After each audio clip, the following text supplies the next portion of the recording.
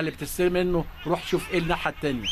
نشوف ماتشنا والتعادل بدون اهداف و17 دقيقه من زمن الشوط الثاني، وتمريره وحشه قوي من صلاح سليمان، وادي الراجل وتصويبه وهدف. اوه بيدي لا بيدي عمرو.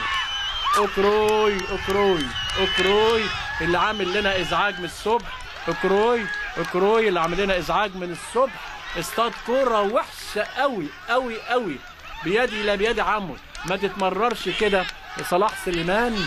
وادي اهو الجاليه الاثيوبيه مش مصدقه نفسها، وواحد سان جورج لا شيء.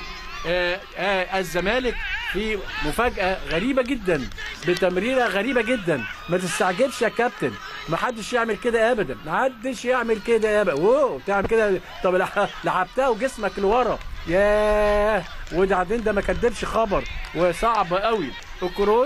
اوكروي اهو تلعب كوره دي ازاي ده طول عمر اهو. عندنا اشرف قاسم اهو سنتراف قد الدنيا، يقول لك خلي بالك اوعى بتلعب كوره بالعرض في الحته دي، اي قطعه هنا جون وجون وهدف بيدي، يعني بيدي لا بيدي اثيوبيا بيدي صلاح سليمان.